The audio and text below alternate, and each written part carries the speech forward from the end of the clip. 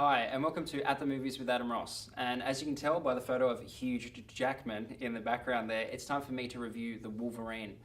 Now, The Wolverine was one of my most anticipated films of the entire year, and you may be asking why. The other films aren't that great, and the last Wolverine film was downright awful. It sucked.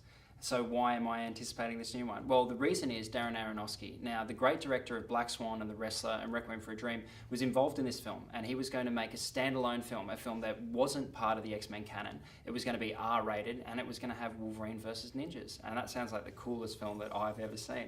So I was hanging for this one, and I couldn't even believe it was actually going to get made, and like all good things that are too good to be true, it didn't come to pass. And at the last minute, Aronofsky dropped out, and he was replaced by director James Mangold, who had worked with Jackman before on Kate and Leopold, a time travel drama, a time travel comedy really. So it didn't really fill me with anticipation, and I thought, oh no, I thought if they keep all the pre-production and the script and everything intact, Mangold's made some decent films before, like Walk the Line and 3:10 to Yuma, so this could be a good film.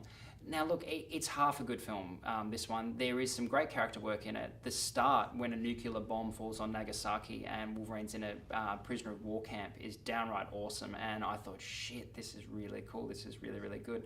But this is a disappointing film, and it doesn't become apparent until almost the third act how disappointing it is, because it's its own worst enemy, because the setup is really great, and the first hour is really good and does some great character building stuff, and it's set tonally in the real world, and it finds, it's set after the events of X-Men The Last Stand, and it finds Wolverine hiding in a cave, and it's actually, he gets summoned to Japan and to say goodbye to an old friend, and that setting of, like the stranger in a strange land is really cool for this, and having Wolverine, a guy who is a Ronin, a samurai without a master, in this kind of violent culture, it makes for some pretty cool action, and there's Wolverine versus the Yakuza and things like that.